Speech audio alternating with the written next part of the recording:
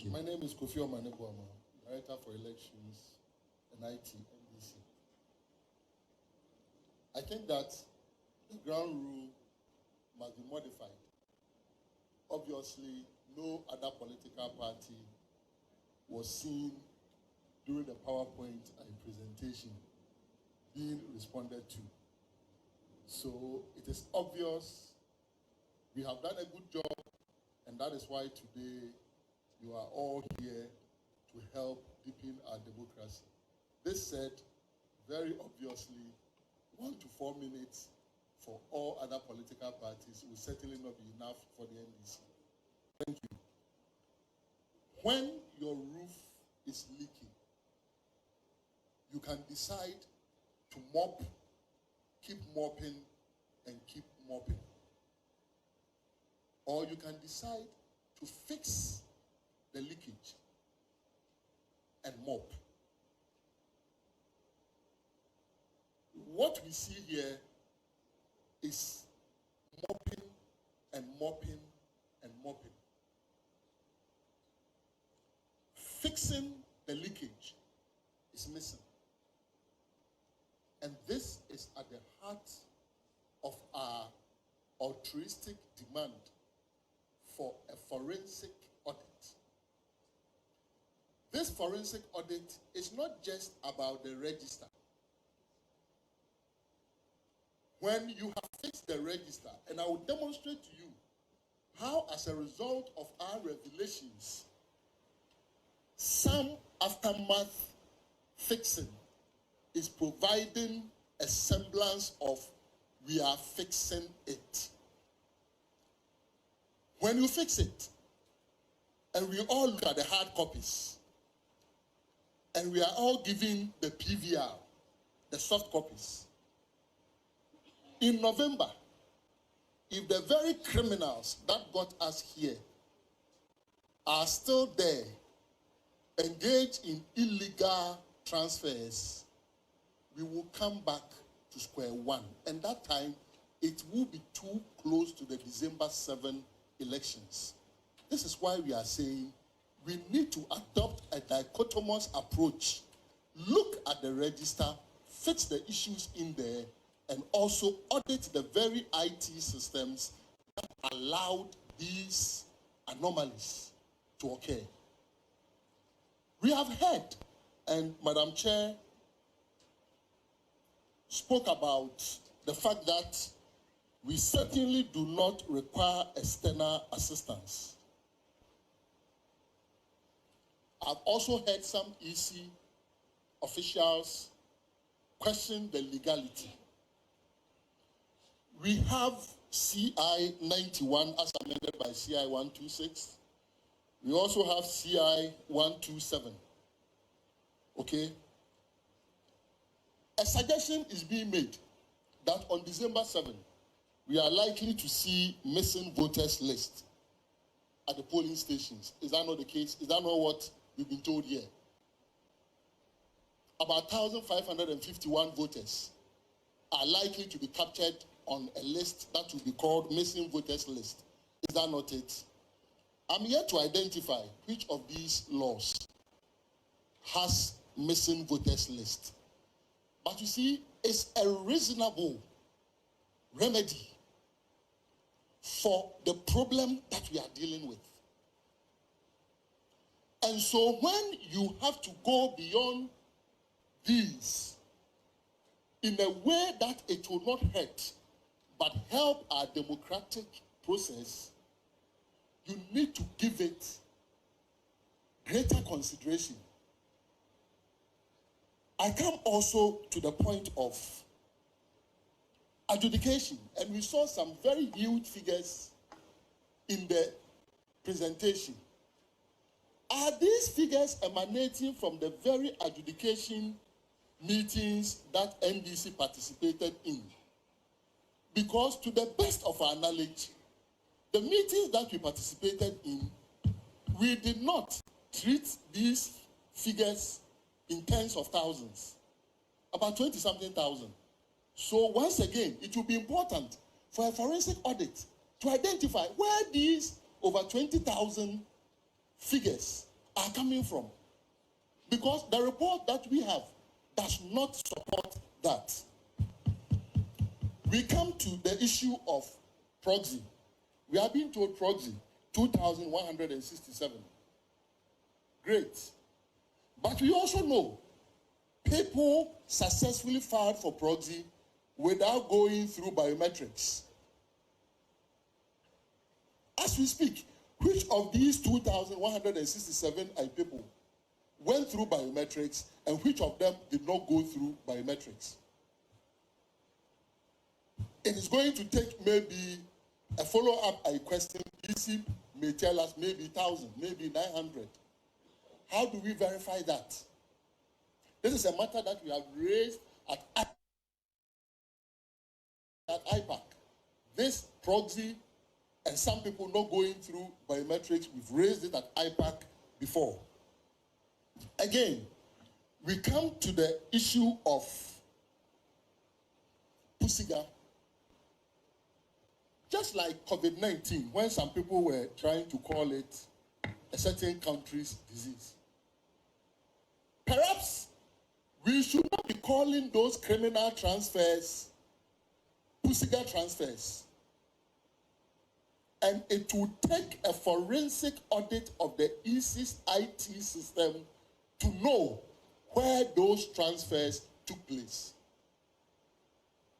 And because I do not have the answers on this Pusiga matter, I want to ask some few questions. One, the login credentials given to your district directors, the passwords, can they modify it so that it will become unique to them? Example, if you are given a bank card, your bank will give you an initial password, and because they don't want anybody to have access to your password, will give you the opportunity for you to change that password of your bank card. In the case that we are dealing with, the district officers, the passwords that they are giving or the login credentials that they are giving, are they said that other people can have access to them? And so when you have said criminal transfers taking place, the only way out is to check the digital footprints of such transfers instead of just looking at the geographic location where the transfers ended and say that that is where it took place, so that officer or officers are the people who are culpable. If others can have access to those login credentials, then it is important that a forensic audit establishes exactly the footprints of where these transfers took place. Still on Pusiga, are we being told here that 4 years ago, 2020, there wasn't technology across the globe to be checking biometrics with the face? Is that what we are being told by the Electoral Commission? Is that what we spend the taxpayers' money on in the year 2020? Contrary to all the advocacy by Imani, Ghana, and the rest. Is that what we are being told? That this liveliness test could only be activated after the revelation of Pusiga, and there is evidence that it was only activated during the exhibition process. The Director for Electoral Services eloquently captured this on the TV3 program one Saturday morning. I have the video clip. Doc, please, right can you here. round up? Because you've gone beyond the 4 minutes that we gave you. Can you pause so that maybe we go to another set of questions, rounds?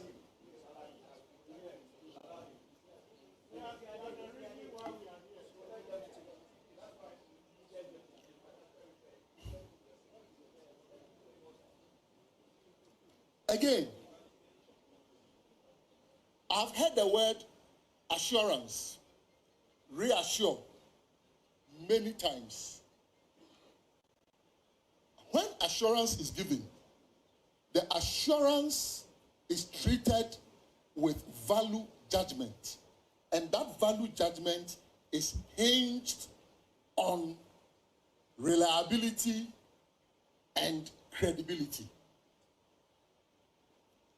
We have had palpable experience on different occasions with the Electoral Commission that obviously demonstrate that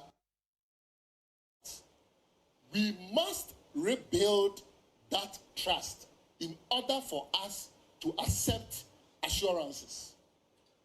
And the evidence is obvious. Basic arithmetic errors during limited voter registration exercise. Basic. And here we are talking about auditing IT system. These same IT people were those who were using CorelDRAW to be working arithmetic. We also experienced 2020 declaration of the presidential results, declared, corrected again. Assurance is built on trust. That trust is broken. Again, we've all been to the corporate office and the headquarters of the Electoral Commission before. We see the police and the military protection, even for officers. How DVR laptops could be stolen under CCTV surveillance, military and police protection, damages our trust. We are also dealing with the number of times that we were expecting the PVR to be released to us. A letter written. And we were glad to have received it from the Electoral Commission in July. All the way through July, up to August. Zilch. August 14, nothing happens. August 16, nada. Until 19th of August. Those series of assurances, expectations that were broken, hurt and damage our trust. So when the assurances are given, we treat the assurances with value judgment that is emanating from these trust issues that have been broken. We are here looking at the evidence that we presented. And we are glad that the EC has accepted 3 out of 5. And where they don't even accept, they try to explain. And that is one of the reasons it is not strategic to provide the Electoral Commission with a full gamut of what we have. And I will explain. And Esofori, the day at the EC corporate office, why were we not told that Esofori had effected a transfer and all the details that we are being given? It is possible all these are true. I do not doubt them. Hear me clearly. It is possible. But you see, when you provide political parties with the provisional voters register, you expect our analysis to be based on the data that we have been given. You do not expect our analysis to be based on any extraneous material. If there are researchers here, they must understand exactly what I'm saying. So, the PVR that we were provided with, if you analyze them, would you have arrived at the same conclusion? The answer is yes. So even there, as you try to rationalize after having the information, what you forget is that you are assembling what you did not provide political parties with to rationalize. This is why, because of the coefficient of bias, which is very, very high in this case, there is the need for a forensic audit of not just the register, which is being fixed. Why not? And I commend the EC. The EC said that after they have fixed all, and I thought the submissions of the EC on air, we have heard several times, They had already corrected all the things. Go online. You find that the NDC issues have been fixed. But we do admit, we don't want to be linguistic purists. We do admit that maybe it was an exaggeration. As they fix them, they have promised to provide the updated version. We came here with a hard drive. If the updated version is already, why not? We will pick it and still analyze, take it through the very analysis that we did. But that is only about the register. That is only about mopping the floor. It doesn't fix the leakage. That is why our demand is in two folds.